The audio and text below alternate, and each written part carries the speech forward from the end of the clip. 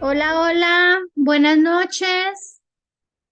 ¿Me Buenas escuchan? noches. Dios los Sí, bendiga. sí, gracias. Buenas noches, sí, se escucha.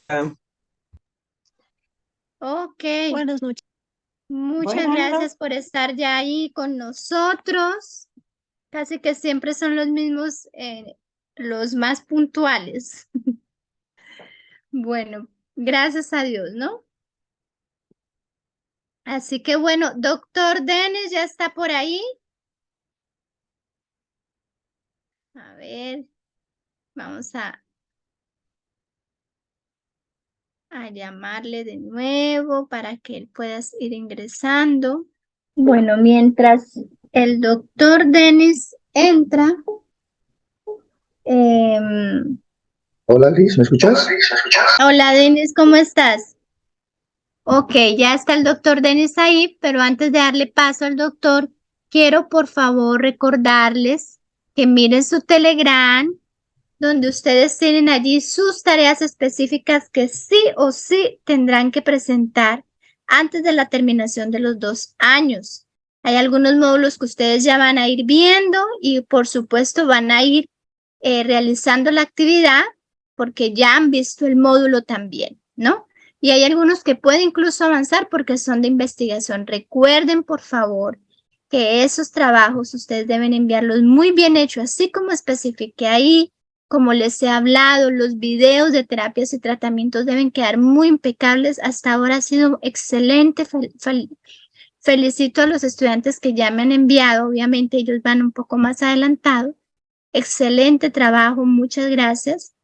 Lo mismo la investigación de fitoterapia. Hay algunos que han hecho de verdad un trabajo maravilloso. Les felicito. Y cuando nosotros hacemos las cosas con amor, con dedicación, pues esos son los resultados. Así que, bueno, vamos a estar ahí hablando con cada uno de ustedes. Hasta ahora todo va bien. No he tenido falla o no falta nada en esos trabajos que ya me han enviado, gracias a Dios. Y a los que les ha faltado alguna parte, pues ya les he allí anunciado, ¿no? O recordarles que necesita mejorar. Hay algunos videos que no están muy bien hechos, están como en muy desorden, entonces les he dicho, tienen que volverlos a enviar con una buena calidad, una presentación bien, porque esos videos no los voy a ver yo, esos videos obviamente los van a ver otras personas y hace parte de todo el proceso para pues allí que revisen y terminar el curso con éxito, ¿no? Entonces, y recordarles ya, les he dicho también a los estudiantes que son de Chile, pero hay personas de otros países que igual quieren hacer la certificación de Chile, que es muy, muy buena. Yo también con la ayuda de Dios estaré haciéndola, porque esa no la tengo. Presentar el examen con MinSalud. Solo que recuerden que para presentar ese examen tenemos que viajar a Chile, ¿no? No es online, no es online. Ese proceso se hace allá en Chile, el día de la prueba, ¿no? Y por eso necesito el nombre de las personas que quieren esta certificación, porque sí tendrán una preparación online específica para presentar ese examen y se les dará la fecha exacta donde ustedes van a presentar el examen. Allá hay un lugar también donde se pueden quedar, que es más o menos cerca. Les estaré diciendo ahí cómo será el proceso y bueno, ya directamente allá con la Fundación Civisa, que es quien nos apoya y respalda en ese proceso de la certificación con el Ministerio de Salud de Chile. Bueno, para que estén ahí atentos y me estén hablando, sobre todo los de Chile, pero creo que ahora tengo más de fuera de Chile que de Chile, pero los de Chile también bien pendientes. Ustedes saben que ya allí este país, gracias a Dios, ellos han aceptado todo el trabajo que hemos hecho nosotros también y ya con eso es un soporte para presentar el examen. Bueno, porque ellos piden unas horas y esas horas pues las están haciendo con nosotros. Entonces ahí pendientes todos los que estén interesados me hablan por el interno. Recuerden eso, por favor. Así que bueno, vamos a hacer una pequeña oración y ya damos paso al doctor Dennis para continuar con estas enseñanzas maravillosas. ¿Está bien? Así que cerremos ahí los ojitos y vamos a orar. Padre Celestial, Señor, estamos agradecidos por las cosas maravillosas que tú nos das, también por las cosas difíciles que permites, Señor, porque son las únicas maneras y formas de tú ayudarnos para acercarnos a ti. A veces tenemos miedo de que las cosas vayan bien porque sabemos que en algún momento algo sucede, hay una prueba. Por eso te pedimos que nos des la sabiduría, la fuerza, el discernimiento también, el cuidado, el estar alerta para cuando, Señor, también el enemigo quiera causar daño o lo causa y tú lo permitas. Sabemos que tú lo permites muchas veces con un propósito. Ayúdanos, Señor, por favor, te pedimos y te colocamos nuestras vidas en tus manos, las de nuestros hijos, esposos, esposas, familias, Señor, que tú tengas también misericordia, y aquellos que, o nosotros que tal vez no estemos aún con muchos deseos de que tú seas quien dirija nuestra vida, pues Señor, obres un milagro, porque realmente ese es el mayor milagro, tener un deseo y tener una necesidad grande de ti. Por favor, haz eso en nuestra vida y en nuestros seres amados y también con todas aquellas personas, Señor, que escuchen de tu palabra, de tu evangelio. Por favor, Señor, acompáñanos ahora en esta noche. Gracias por esta nueva semana que hemos comenzado y ayúdanos a hacer en esta semana mejor que la anterior, Padre. Así que Dios, por favor, que tú seas nuestro profesor, nuestro maestro, inspirándonos, dando sabiduría a tu hijo, a quien tú le has permitido estudiar, le has permitido tener un conocimiento para que él pueda ayudar también a muchas personas, Padre, y ser instrumentos en tus manos. Bendice también al doctor Denis, su casa, su vida, su salud, que él pueda cada día estar, Señor, mejor para que él honre tu nombre, Señor, y tu Padre, o él más bien, pueda ser el hijo que tú has querido que él sea para ti. Por favor, Señor, te lo pedimos todo solo en los méritos de tu Hijo Jesús. Amén. Bueno, doctor Denis, ya subió allí el número de participantes. Así que bueno, vamos a dar inicio. Muchas gracias a todos, una feliz semana. Y vamos a comenzar. Gracias, igualmente. Bien, hola, ¿cómo están todos? Bien, me gustaría, por favor, si me pueden confirmar si estamos con la imagen correspondiente, ¿sí? Si estamos... Sí, escuchamos bien. ¿Se mira bien? Aún la imagen no está. Imagen no vemos, pero escuchamos bien. Es una hoja que tiene en el escritorio. Así es. Sí, así es. Bueno, en principio, como siempre, Aldis, para mí es un gusto nuevamente participar en cada clase. La anterior semana tuvimos un corte de electricidad y ahora estamos cursando un proceso de recuperación. Hemos pasado un cuadro respiratorio muy grande y estamos todavía con ciertas secuelas en cuanto a la disfonía, pero creo que ustedes me escuchan bien, me entienden bien y no va a haber ningún problema. Bien, perfecto. Sí, se escucha bien, Denis. Dios te bendiga, que te mejores. Gracias, estamos en eso, gracias. Bueno, ustedes recordarán que la clase anterior nos quedó pendiente la entrevista, esa actividad con una paciente femenina en la cual íbamos a explicar el rol de las hormonas en cuanto a la menstruación, ya que el tema anterior era el aparato reproductor. Bueno, entonces, esto tiene mucho que ver con la menstruación porque creo que había una pregunta de una señorita o de una alumna que me preguntaba cuál es el rol de las funciones o cuál es el rol de las hormonas en cuanto a la menstruación. Primero que nada, hay que tomar en cuenta que van a actuar muchas hormonas, ¿sí? Vamos a tener muchas hormonas. Ahora, de estas hormonas, sí o sí van a empezar en este órgano importante, este órgano grande que tenemos nosotros, que es el cerebro. En este cerebro tenemos un sector, que lo estoy marcando aquí de un color negro, que se llama el hipotálamo. ¿Sí? Ahí se ve bien. Bien. Luego, aquí abajo tenemos otra parte más pequeñita que se llama la hipófisis. Este hipotálamo a esta hipófisis le produce, o sea, genera ciertas sustancias que son las hormonas, la folículo estimulante, la FSH, y la luteinizante, que sería la LH. Ahí se ve. ¿Sí? Bueno, ¿qué es lo que pasa entonces en el cuerpo de una mujer? ¿Qué es lo que pasa en la menstruación?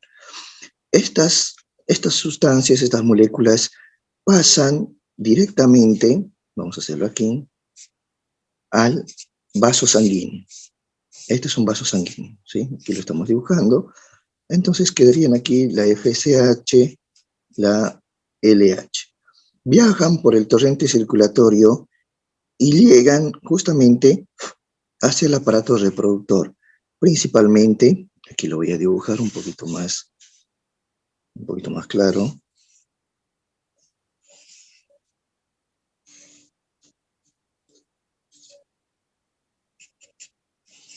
Aquí. A lo que sería el ovario. Nosotros sabemos que este es el ovario, sabemos que este es el útero, sabemos que estas son las trompas de Falopio, no son las trompas de Felipe, como alguien lo dijo, ¿es cierto? Y esto es el canal vaginal. Bueno, cuando pasan a la circulación, justamente el folículo estimulante y el luteinizante van a actuar sobre el ovario, van a actuar sobre los componentes importantes que tenemos aquí. Pero influye mucho en el ciclo menstrual, ¿por qué?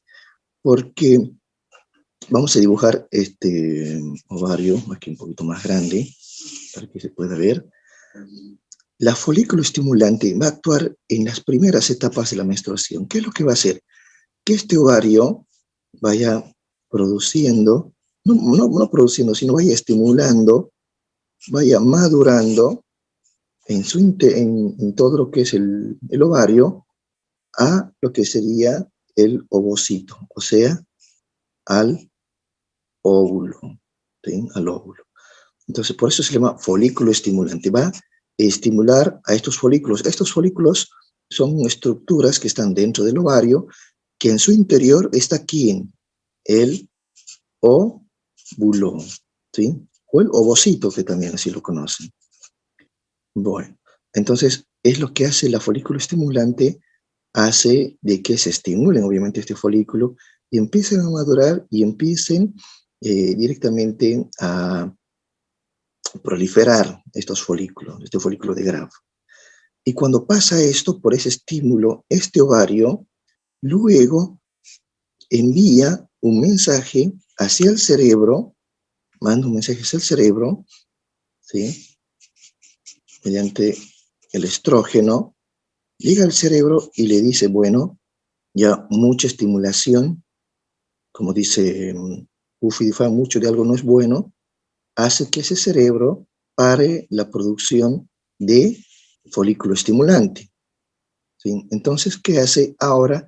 Es el turno de la luteinizante, como dicen, es mi momento de brillar, agarra la luteinizante y hace que este ovario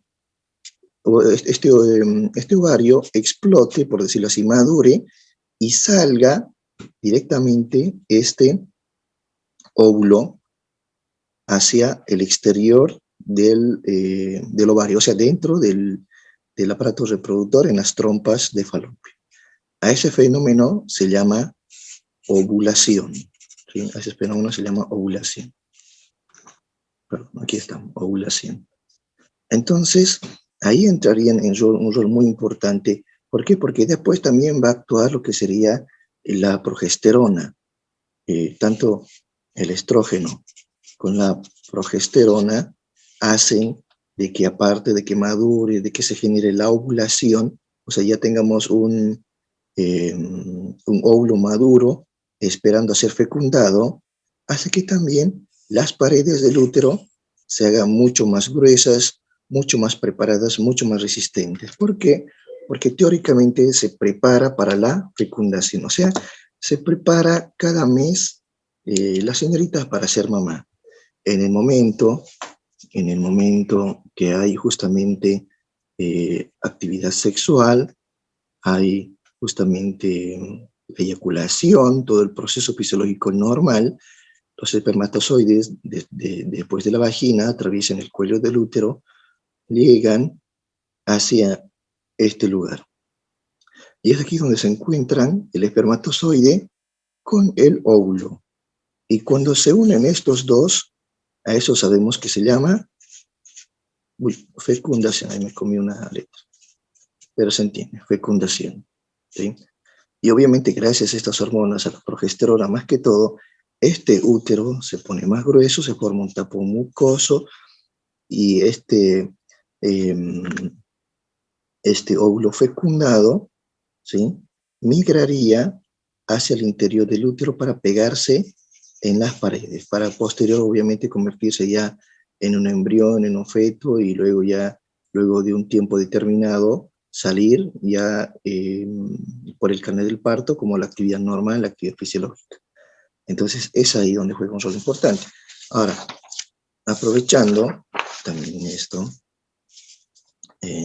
ustedes saben que la menstruación entonces está influenciada por distintas hormonas. Vamos a imaginarnos que este es un ciclo femenino, obviamente no llevo el conteo, pero está dentro de un rango aproximado entre 25 a 35 días aproximado. Como un término medio, lo decimos nosotros 28, para siempre y cuando la menstruación de esa señorita es regular, ¿sí? Pero obviamente hay menstruaciones mucho más cortas, incluso de 20, y otras menstruaciones un poquito más largas, pero como término medio nos quedamos con 28. Esto significa que este ciclo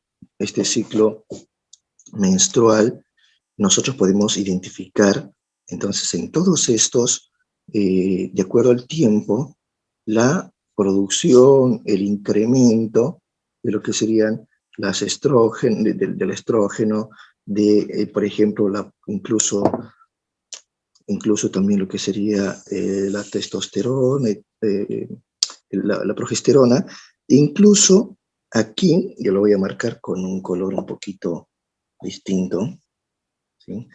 Incluso hay una tercera hormona que en estas fechas, la que está de color azul, sería la testosterona, que aumenta su producción. Y es ahí justo en el momento clave de la ovulación. Ahora, ¿qué significa eso? Que en todo este ciclo menstrual vamos a tener etapas.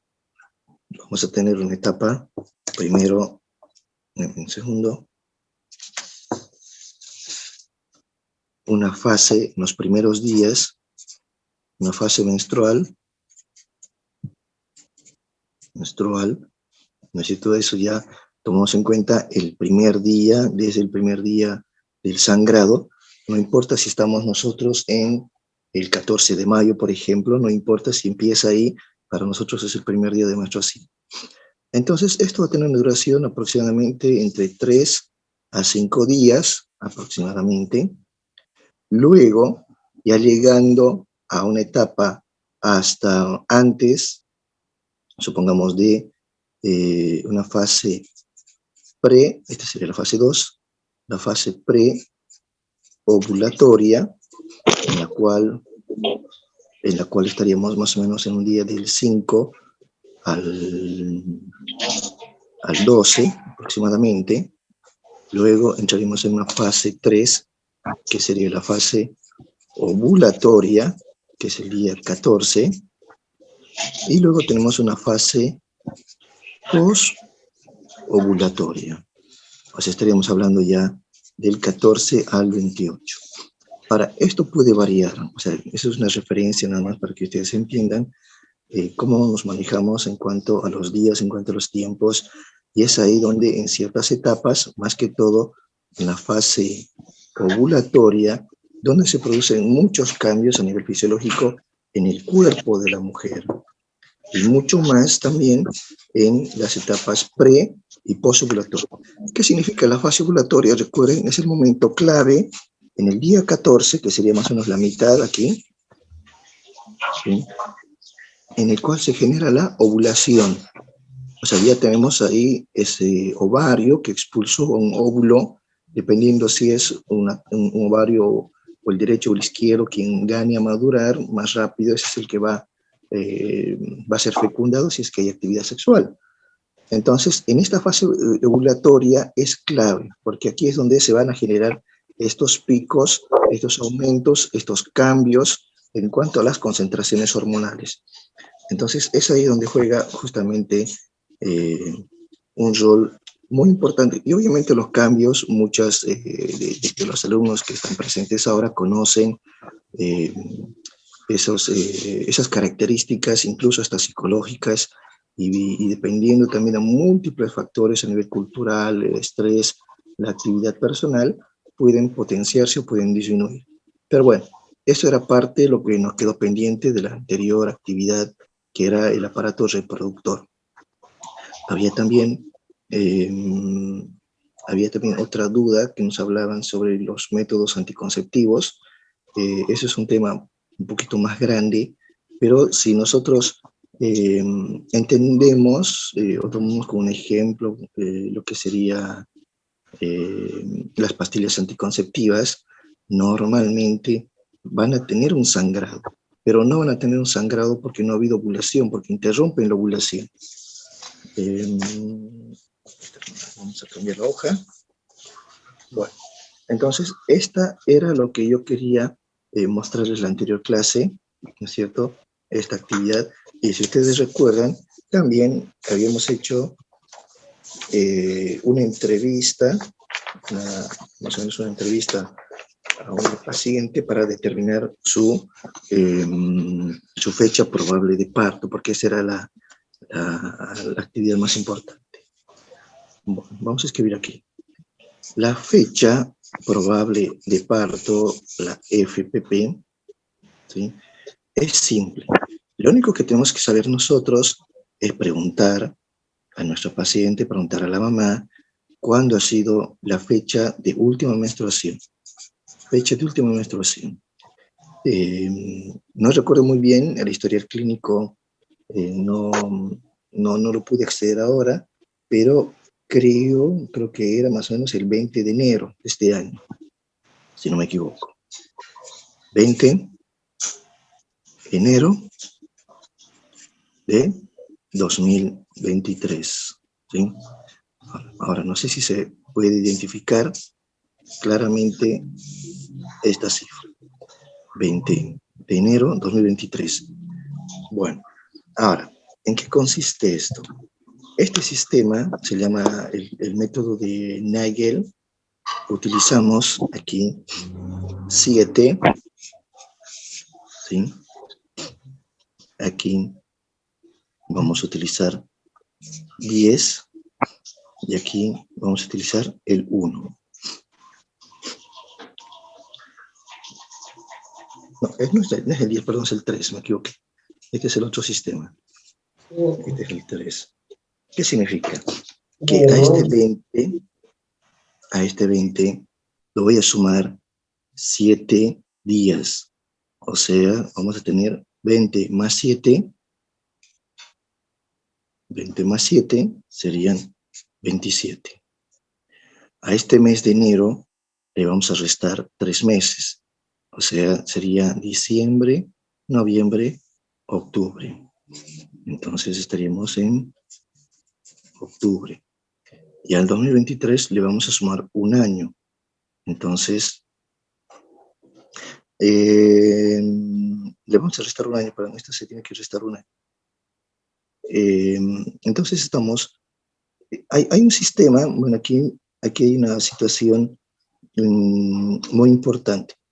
Cuando sucede que es mayor o igual a 25, directamente no vamos a restar al año, se va a mantener el mismo año. Entonces, si su fecha de última menstruación fue el 20 de enero de este año, Entonces, para el 27 de octubre del 2023 va a ser su fecha probable de parto. Fecha probable de parto. Es así. Obviamente, esta fecha probable de parto no es una norma, porque muchas personas se estresan y indican, bueno, yo ya estoy en el 27 de octubre del 2023 y todavía no tengo dolores, todavía no tengo contracciones, todavía no tengo ninguna molestia y me preocupa. En realidad, aquí hay un margen de más o menos 10 días antes, 10 días posteriores. Incluso, como ustedes saben, las semanas de gestación tienen que ser 40 semanas, pero un bebé, o sea, estamos hablando de un feto viable, podría estar tranquilamente desde las 36 hasta las 42 semanas. Entonces no habría ningún problema si nosotros ya nos pasamos de la semana 40, o sea que serían los famosos 9 meses. Pero bueno, eso igual, yo tengo un pequeño PDF donde muestra algunas imágenes, muestra alguna pequeña literatura para que ustedes quizás puedan reforzar un poquito más, porque en realidad estas cosas, como dijo su compañero, no sé quién dijo la anterior semana, cuál sería la necesidad que sepan, ¿cierto? Pero como ustedes saben, el saber no ocupa, así es que esos son datos que normalmente a ustedes también les puede servir porque van a ser mamás, han sido mamás, van a ser abuelas, van a ser tías, y son datos que también hay que tomar en cuenta. Y como más conocedores en el tema, obviamente también los hombres conocemos un poco sobre la menstruación. Quien conoce más y en mayor detalle es la propia mujer. No es lo mismo, por ejemplo, a su compañera Juana que su compañera María. Entonces, el cuerpo también varía, el cuerpo también es distinto en todas las personas. Pero lo que normalmente pasa a nivel hormonal, lo que normalmente pasa a nivel del hipotálamo, de la hipófisis, eso sucede en forma habitual a todas, ¿sí? Entonces hay ciertas variaciones, ciertas incluso hasta patologías, por decirlo, pero normalmente son así. Bueno, con esto quería terminar, ¿sí? Ahora vamos a empezar un nuevo tema. Voy a cortar un segundo la transmisión aquí en la cámara y me voy a pasar a lo que sería la plataforma en PowerPoint. Así que le voy a pedir, por favor, un minuto nada más de su tiempo.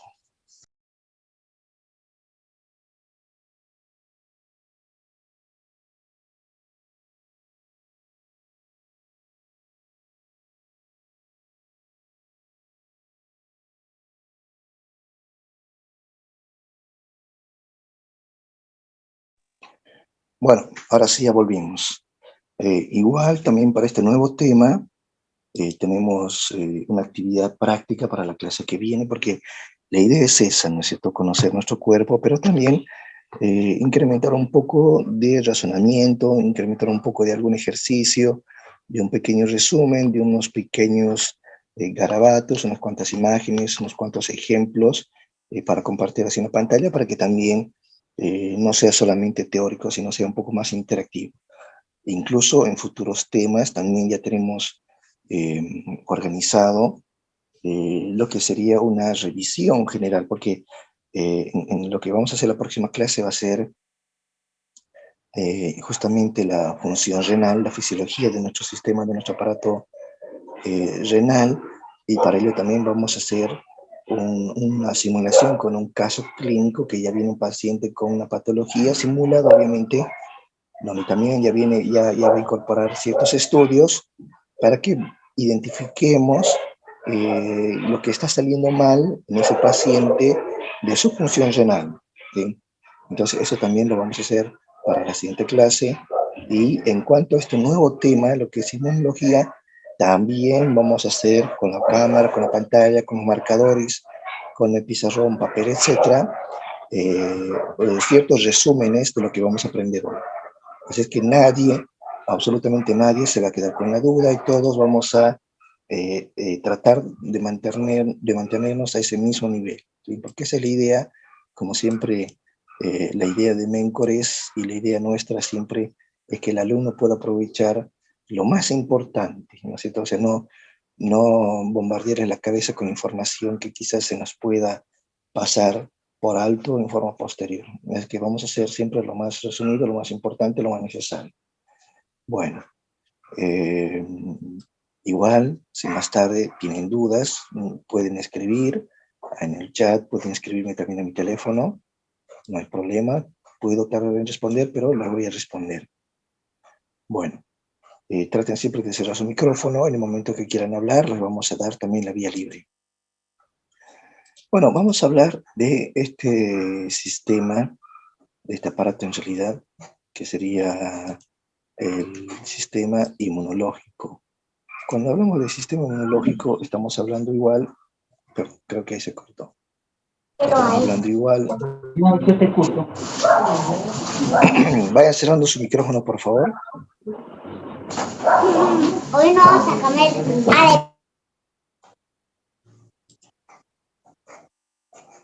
Bien, vayan cerrando su micrófono. Bueno, perfecto. Entonces, cuando hablamos nosotros de nuestro aparato o de nuestro sistema, en realidad, nuestro sistema inmunológico, en cuanto a las generalidades, estamos hablando de un sistema, en realidad, que va a tener una función muy importante de defensa. Por eso dice de protección frente a enfermedades. ¿Por qué? Porque nosotros vamos a estar expuestos a múltiples sustancias, vamos a estar expuestos a múltiples agentes y el ejemplo más característico serían las enfermedades respiratorias, ¿no es cierto? Entonces entrarían ahí lo que son virus, entrarían bacterias, incluso en otro tipo de patologías que no sean respiratorias, a nivel intestinal, por ejemplo, igual, múltiples infecciones. Igual en la piel, por ejemplo, yo puedo estar en contacto con una persona que tiene una enfermedad dérmica, entonces me voy a contagiar también. Entonces son múltiples las situaciones en las cuales nosotros vamos a estar expuestos y por ende nuestro aparato o nuestro sistema inmunológico tendría esa función importante de evitar complicaciones. Y eso es lo que sucede. Ustedes en este momento, a diferencia de su servidor, están mucho más saludables, ¿no es cierto? Pero lo que pasa que en ciertas situaciones nuestro sistema inmunológico baja, decae, por distintos motivos, nuestra inmunidad tiende a tener altibajos y es ahí donde aprovechan microorganismos oportunos, microorganismos que viven también en nosotros y hacen obviamente lo que más saben hacer, que sería complicar. Y a nivel, y no sé si en qué país estén, en qué época en clima estén, pero ya se viene, ya estamos en otoño, ya se viene el invierno y estamos ya en las épocas de los resfríos. Más que todo en los niños que hacen múltiples complicaciones en cuanto a las neumonías. Un niño que empieza con pequeña fiebre, luego hace una amigdalitis, luego hace una faringoamigdalitis, una traqueitis y luego termina ya haciendo una neumonía, ¿sí? Entonces, por eso esta lámina nos muestra, digamos, estos dos ejemplos básicos de neumonías, tanto la neumonía típica como la atípica. Bueno, eso es otro tema, no es patología, pero nos muestra justamente los agentes causales, porque las neumonías típicas van a ser exclusivamente, o en su mayoría, por el famoso Streptococcus pneumoniae. Por eso es un germen que así se llama, Streptococcus pneumoniae. Es una bacteria. En cambio, las neumonías atípicas también van a estar de alguna forma en relación, pero más que todo van a ser todas virales. Todas virales. Empiezan igual con esos procesos. Pueden haber combinaciones con un sincitial respiratorio, por ejemplo, que puede complicarse y bajar las defensas y aprovechar este microorganismo y complicarnos con una neumonía de atípica a atípica. Entonces, esas son algunas referencias nada más para que ustedes entiendan la diferencia. Porque, ¿qué es lo que pasó en esta persona para que tenga neumonía? O para que alguien tenga infección urinaria, para que alguien tenga una diarrea, para que alguien tenga eh, una infección de transmisión sexual, para que alguien tenga muchas otras situaciones. ¿Por qué? Porque nuestro sistema inmunológico se vio alterado. Entonces, esa es la función, ¿no es cierto?, de la inmunología. Bueno, la inmunología es una rama de la medicina que se encarga de estudiar justamente nuestro sistema inmune. Y nuestro sistema inmune combate justamente todos estos microorganismos. No solamente a los microorganismos, sino también a los productos que generan ellos, esos tóxicos, y van a generar un enfrentamiento contra nuestras defensas. Y nuestro sistema inmunológico está constituido principalmente por múltiples sustancias, múltiples células, múltiples tejidos, ¿sí? Ustedes han escuchado hablar de la médula ósea, han escuchado hablar del timo, han escuchado hablar de los leucocitos, han escuchado hablar del interferón, de las citoquinas. Entonces ahí entrarían un componente mucho más amplio, mucho más grande, ¿sí? Sustancias, células y tejidos. Bien, esa parte quiero que me entiendan. Vuelvo a repetir, entre las sustancias sería, por ejemplo, el interferón, las citoquinas, son sustancias que en un principio quizás no van a actuar las células como tal, ¿sí? Pero son sustancias. O en otro momento pueden actuar las células. Directamente vamos a ver ahí a un linfocito, un leucocito, etcétera, dependiendo de la situación. Ahí entrarían células. Y entrarían tejidos, ¿por qué? Porque van a haber tejidos como el vaso, el timo, la médula ósea, que se van a encargar de producirlos, y otros donde también van a ser su cementerio, donde van a morir. Entonces el sistema inmunológico es muy grande, muy amplio, y para que todo esto funcione está en un constante equilibrio, por decirlo así. Y para que esto funcione también existe un sistema de transporte, ¿sí? Vamos a tener nuestro sistema linfático. Todos hemos escuchado hablar, y por ende también constituye, digamos, parte elemental de nuestro sistema inmunológico. Entonces, ¿qué hace nuestro sistema inmunológico? Buscan y destruyen cualquier invasor extraño. Ahora, de ahí surge justamente que tal vez sea el primer contacto con ese microorganismo. Tal vez yo soy un bebé, tal vez soy un niño pequeño, nunca tuve contacto con, no sé, el agente causal de la shigellosis, tal vez nunca estuve en contacto con el Streptococcus pneumoniae, ¿no es cierto? Entonces va a ser mi primer contacto. O tal vez ya soy una persona que ya ha estado en contacto y ha sido expuesta a estos microorganismos, por ende también ya eh, lo pueden identificar, ya lo reconocen y ya van a saber también cómo eliminar. ¿Por qué? Porque ya hubo un contacto previo. Y ahí entra lo que vamos a ver más adelante, que sería la inmunidad. La inmunidad innata, la inmunidad con la cual nosotros nacemos, y la inmunidad adquirida, la que nosotros vamos desarrollando, la que vamos justamente adquiriendo, como dice el nombre. Entonces, ¿qué hace nuestro sistema inmunológico? Busca, destruye a todo agente invasor, en cualquier parte, piel, mucosas, cavidades, todo, absolutamente todo, más que todo, sustancias, necesito cualquier sustancia antimicrobiana. Cuando digo antimicrobiana, estoy hablando de sustancias pequeñas, porque los microbios en realidad son agentes microscópicos, ¿no es cierto? Igual que también nuestras células, aquí estamos viendo lo que serían los eritrocitos, o sea, los glóbulos rojos, los leucocitos, los glóbulos blancos. ¿Sí? Así se ven más o menos aproximadamente. Y todos esos tienen un origen, tienen justamente una madre, que sería la célula pluripotencial, la célula madre, que se va a dividir en dos células. Unas que van a ser las células mieloides, ¿sí? Y otras que van a ser las células linfoides. Ahora, esto es importante. Ustedes tienen que, lamentablemente, aprenderse esta parte. ¿Por qué? Porque es crucial que ustedes sepan que en las células linfoides, que son hijas de la célula madre, gracias a esta célula madre linfoide, vamos a tener otro producto que se llama el linfoblasto. Y este linfoblasto va a producir lo que serían los linfocitos B, los linfocitos T y los linfocitos citolíticos naturales. Entonces, por eso se llama célula madre linfoide, porque va a ser la precursora de los linfocitos. Esa palabra linfocito se la tienen que guardar en su cabecita, ¿sí? En su linda cabecita, ahí en lo más profundo de su cerebro, ahí tienen que acordarse, linfocitos, linfocitos. En cambio, por el otro lado, la célula madre mieloide, que también en alguna parte, como ya hemos hablado también en el aparato circulatorio, produce lo que dijimos, los glóbulos rojos y las plaquetas, ¿sí? Produce los glóbulos rojos y plaquetas. ¿Por qué? Porque ustedes recordarán que yo les dije, en la médula ósea, cuando tengamos nosotros a nuestra célula madre, se va a producir tres cosas: glóbulos rojos, glóbulos blancos y plaquetas. Entonces ahí entraría lo que serían los glóbulos rojos y plaquetas de nuestra célula madre mieloide. Pero,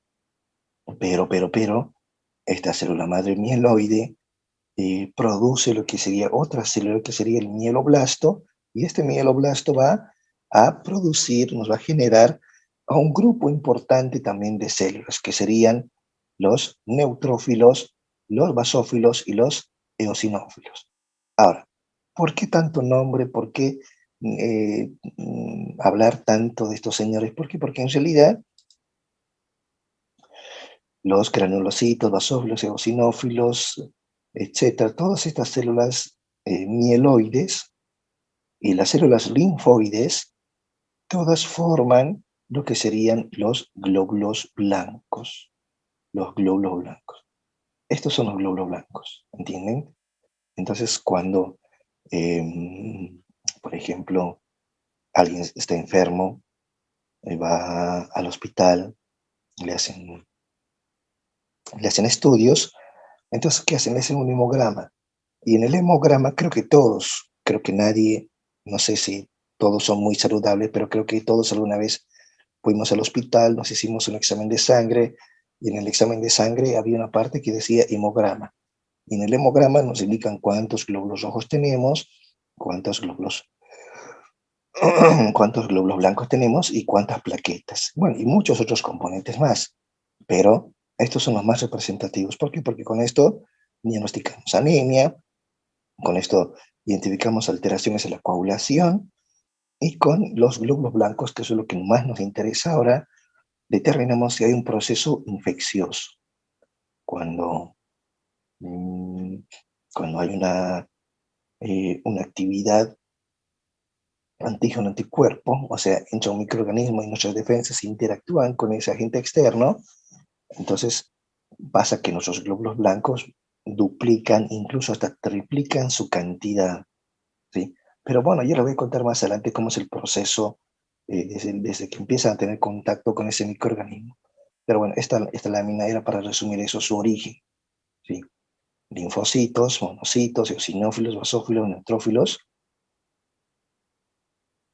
sean mieloides o linfoides, son glóbulos blancos, ¿sí? Glóbulos blancos.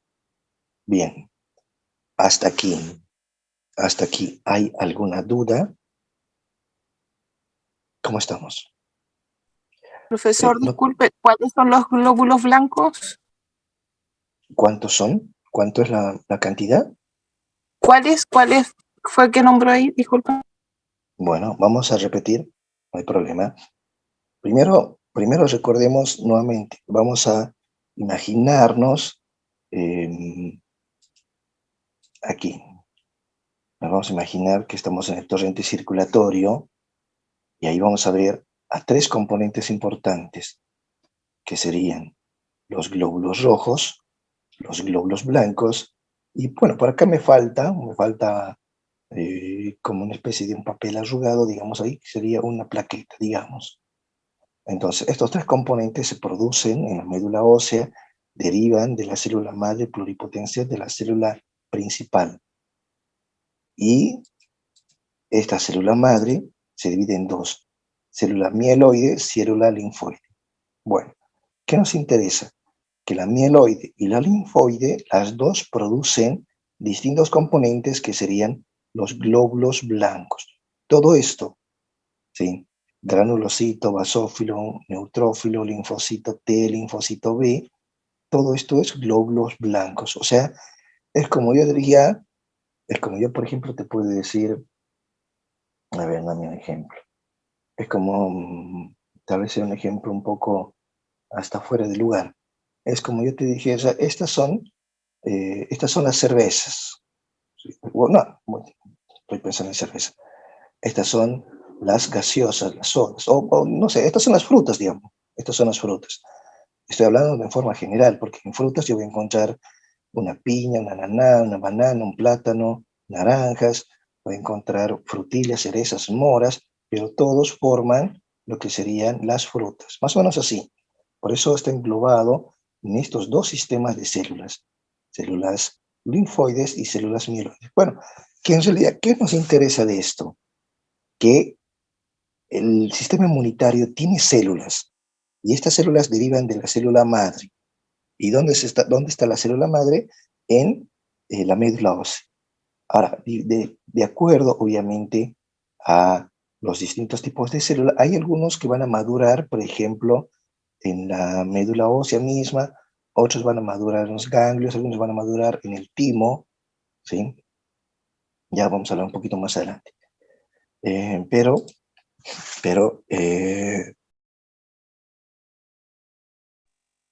Esto creo que se entendió, ¿no es cierto? Entonces, ¿qué significa? Ahora, salvo que me haya preguntado cuántos son, cuál es la cantidad. La cantidad obviamente se les va a olvidar, pero más o menos serían entre 5.000 y 10.000. Las plaquetas de 150, 350, los glóbulos rojos de 4 a 6 millones. Eso es lo que sale en forma normal. Pero si hay una persona que tiene una infección, supongamos que este paciente tiene una infección urinaria, o tiene una infección por una neumonía, o una infección gastrointestinal,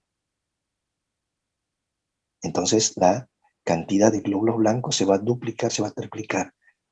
Es como sucede, por ejemplo, para que me entiendan, en una hemorragia. Cuando una persona tiene una hemorragia, obviamente va a perder la cantidad normal que tenía en los glóbulos rojos. ¿Se acuerdan cuando vimos el aparato circulatorio? Dijimos que tenemos una volemia, tenemos una cantidad normal de 4 a 6 litros. Pero cuando alguien tiene una hemorragia, una pérdida importante, obviamente también al perder sangre vamos a perder glóbulos rojos. ¿Y qué es lo que va a hacer su célula madre? Va a producir más células rojas, o sea, más eritrocitos, más glóbulos rojos. Igual pasa en un evento infeccioso. Las células madre van a producir más glóbulos blancos, más componentes de la serie blanca para combatir con ese microorganismo. ¿Entienden?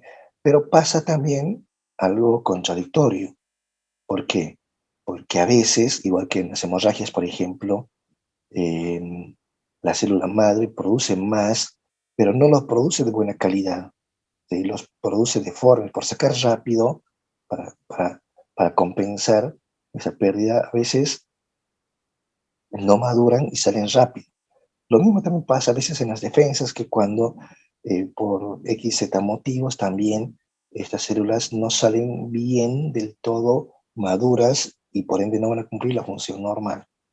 Entonces de aquí podemos pensar igual, ¿qué tal si mi sistema inmunológico, que necesita tener ciertas proteínas para poder convertir, para poder transformar, para poder madurar y poder tener como resultado los glóbulos blancos, a nuestra inmunidad puede nacer con una deficiencia en cuanto a la producción de una proteína, por ende no voy a poder producir células de defensa y por ende voy a enfermarme, ese famoso síndrome del niño de burbuja, que son personas que constantemente están enfermas, ¿no es cierto?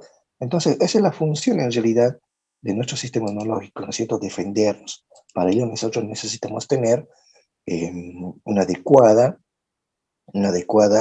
respuesta inmunitaria. ¿Por qué? Porque constantemente vamos a estar expuestos a los microorganismos. Entonces, cuando hay un contacto de un agente externo con nuestro sistema inmunológico, se genera una reacción, y esa reacción se llama respuesta inmunitaria. Y podemos en dos sistemas. Uno que sería nuestro sistema inmune, o sea, va a reaccionar inmediatamente en nuestro sistema innato, o sea, con el que nacemos, ¿sí? O puede también tener respuesta a la inmunidad adquirida. Ahora, esta innata es inespecífico, eso también lo vamos a aclarar un poquito más adelante, porque en realidad, ante cualquier contacto con algún agente patógeno importante, nuestro sistema lo identifica y hemos indicado, lo va a eliminar y luego entraría en una etapa de reposo. Entonces ahí entrarían justamente estos componentes. ¿Por qué? Porque cuando vuelve a entrar en contacto con ese mismo microorganismo, vuelve a reaccionar en forma mucho más rápida, incluso mucho más eficaz. Por eso les decía que ustedes tal vez ya han tenido exposición a un microorganismo, pero no se dieron cuenta. ¿Por qué? Porque el sistema inmunológico ya trabajó, ya realizó inmediatamente toda esa función, toda esa organización. ¿Sí? Entonces, esa respuesta, vuelvo a repetirles, va a depender de la variedad que tenemos nosotros en cuanto a nuestros leucocitos, o sea, a nuestras células blancas. Bien. Entonces, al mantenerse nuestro sistema en un nivel homeostático, por eso mantenemos en equilibrio, mantenemos un sistema de regulación, va a adquirir una memoria, o sea, va a tener para el futuro una memoria. Entonces, eso es lo que nos va a permitir a nosotros poder adaptarnos directamente a un medio ambiente, incluso microbiano, donde incluso los antígenos que pueden estar presentes en los alimentos, en el aire o en cualquier otra superficie, ya no nos va a causar tanto daño, no nos va a causar tanto efecto. Entonces, nuestro sistema va madurando, a pesar que lo hace en forma lenta, lo hace desde el momento en que nosotros nacemos. Y también durante nuestra etapa de la infancia, también cuando se pone en contacto con estos estímulos, al contacto con los microorganismos. Entonces, ahí es donde vemos en esta lámina lo que sería la inmunidad innata, ¿no es cierto? Eso va a ser gracias al contacto con los microorganismos. Entonces, ahí vamos a formar barreras epiteliales que van a evitar el ingreso. Vamos a tener la acción fagocitaria, son células que se van a comer, nos van a digerir a estos elementos, y también al sistema de complemento y las células asesinas NK, que formarían parte de nuestra inmunidad innata. ¿Sí?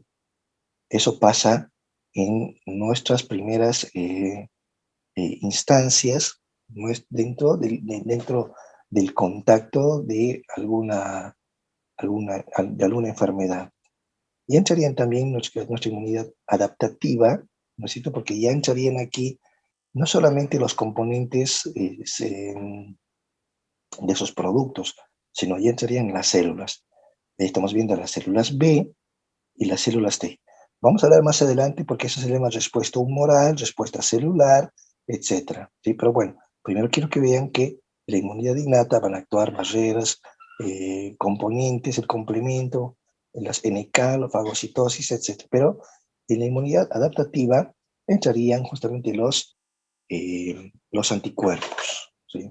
Ese es un dato que tienen que tomar en cuenta. Bueno, yo les decía que son células, hay una respuesta inespecífica y otra específica. Bueno, específica, como dice nuestra lámina, es gracias a una exposición a un agente externo, un agente totalmente ajeno a nuestro organismo. Entonces, a esto lo tenemos en dos tipos. Unos que van a ser los anticuerpos, que lo vamos a abreviar como AC, ¿sí? Y que lo van a reconocer y van a eliminar ¿a quién? A los antígenos, que lo vamos a ver abreviado como AG. O sea, yo tengo anticuerpos, por ejemplo, anticuerpos. Y vamos a tener los antígenos. Antígeno, anticuerpo, o sea, ese enfrentamiento, esa acción de la inmunidad. Bueno, ya les decía, esa es la inmunidad humoral. En la inmunidad humoral vamos a tener igual lo que serían, al igual que la inmunidad celular, los distintos componentes, los linfocitos T, la respuesta en cuanto a la inmunidad celular, ya que van a tener igual una reacción en cuanto a la activación de esa respuesta cuando tengamos nosotros un reconocimiento. Ya les hablaba, Miren, vamos a resumirlo aquí. El linfocito B, ¿sí? Linfocito B va a actuar en la inmunidad humoral, ¿sí? El linfocito T, que también tiene muchos otros componentes, o el linfocito citotóxico, es el que va a actuar a nivel celular. Ahora, vamos a ir viendo, de acuerdo a la estructura que va teniendo igual cada uno de estos. Sabemos nosotros que tenemos en distintas partes, además de las mucosas, también en la zona externa lo que sería la piel. Nuestra piel actuaría como un mecanismo también de defensa, por eso dice es una barrera física hacia el exterior. En este momento en nuestras manos hay cientos y miles de bacterias que viven en forma habitual, viven ahí, o sea, ahí están, ustedes no las pueden ver, pero viven.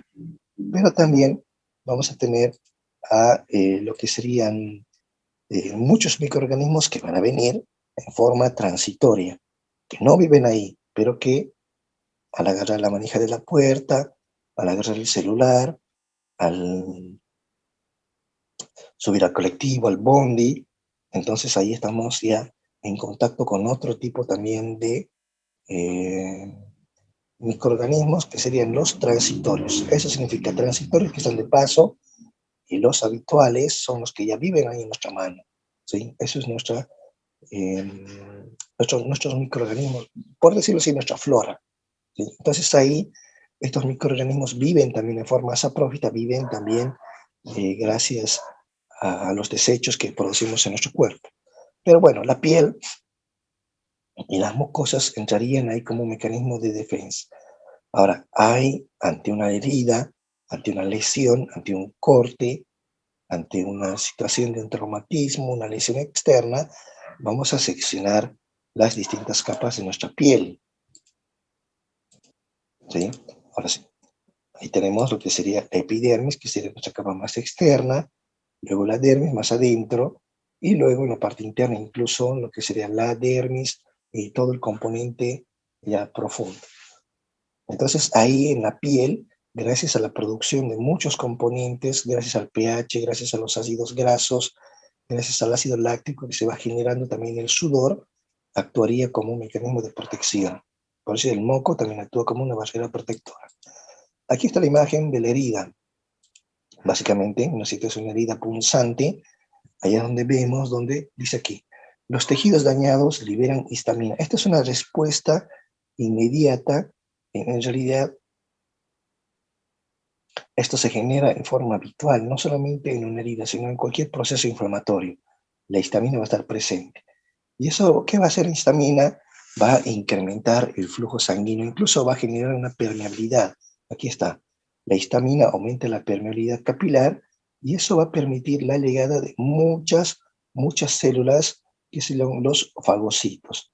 ¿Qué son los fagocitos? Aquellos componentes celulares también que se van a encargar de digerir. Se llaman fagocitos porque van a fagocitar. Y fagocitar significa comer, significa destruir. Entonces ahí estamos viendo estos fagocitos que se van comiendo gracias a la liberación de la histamina. Aquí estamos viendo el vaso sanguíneo que aumenta la permeabilidad. ¿Qué es permeabilidad? O sea que deja pasar de la circulación, deja pasar al espacio extravascular estos componentes, ¿no es cierto? Los fagocitos. Entonces, por ende, esa tierra, esa mugre, esas bacterias, de todos esos componentes externos que ingresaron a nuestra piel, a la parte interna, actuarían inmediatamente comiéndoselos, ¿sí? Estos fagocitos se lo van a comer, como dice acá, los fagocitos van a fagocitar bacterias y las células que también ya hayan quedado inactivas, aquellas células que hayan muerto. Por ende, también aquí se van a sumar los otros componentes importantes, aquí los estamos viendo, que serían las plaquetas. Las plaquetas van a sellar las heridas. ¿Por qué? Porque la plaqueta tiene la función de formar el tapón de coágulo, ¿no es cierto? Entonces, por ende, también protegería del ingreso de muchas bacterias al torrente circulatorio. De esa forma, evitamos lo que sería una septicemia. ¿Sí? Entonces, este es un ejemplo general, un ejemplo resumido. Vamos a ir viendo paso a paso, vamos a ir viendo cuáles son los componentes, las moléculas que van a participar tanto en la inmunidad innata como en la inmunidad adaptativa. Hay que recordar que justamente en una respuesta inmune, ya les decía, involucra estos dos sistemas, respuesta o inmunidad innata y la inmunidad adaptativa. ¿Sí? Aquí estamos viendo elementos de nuestro sistema inmune. Lo vamos a hacer un poco más distinto a esta clase, lo que es inmunología. Tengo yo unas ideas que quiero plasmarlo con una fonomímica, por decirlo así. Vamos a hacer una fonomímica de lo que sería un agente externo, lo que sería un sistema inmunológico, y dentro del sistema inmunológico vamos a utilizar cierto grupo de células especiales. Por ejemplo, yo puedo entrar disfrazado de un bacilo, ¿sí? De una bacteria. Entonces va a venir primero el primer contacto que va a tener conmigo, que será un componente del sistema inmunitario, me va a reconocer, me va a identificar, y luego me va a llevar de la mano a donde mi ejecutor, que serían también otro componente del sistema inmunológico, que el cual se va a encargar de eliminarlo. O sea, vamos a hacerlo lo más resumido, porque no quiero abarcar tampoco tantas clases en inmunología, pero por el problema de la disfonía, lamentablemente, sí, vamos a tener cierto problema con que alguna persona no me escuche bien, y eso obviamente no es culpa de ellos, sino mía, pero la vamos a mejorar. Ya para la semana que viene vamos a estar más que ya curados. Esto es solamente ya la última secuela de mi proceso de recuperación, así es que voy a hacer reposo de voz hoy, mañana más y pasado, ya para el siguiente domingo, 0 kilómetros. Entonces, le voy a pedir a sugerencia también de algunos compañeros que me van escribiendo, que no haga esfuerzo vocal. Obviamente me hubiese gustado terminar, pero nos vemos en este caso limitados. ¿Sí? Yo les voy a pedir que más bien ya para la semana que viene, yo le voy a pasar a Aldis un PDF mañana lunes le voy a pasar a mediodía, para que ustedes lo vayan leyendo y vayan entendiendo lo que yo voy a hacer en la próxima clase, ¿sí?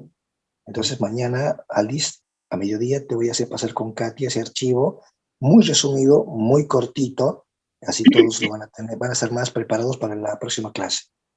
Muchísimas gracias, le mando un abrazo muy grande, gracias por su comprensión, y ya vamos a estar viéndonos pronto. Muchas gracias, Alice. Muchas gracias, chicos. Chao, chao. Cuídate, doctor. Gracias, doctor. Muchas gracias. Denis, gracias. Dios lo bendiga. Dios lo bendiga. Feliz noche. Gracias. Dios lo bendiga. Gracias. Buenas noches.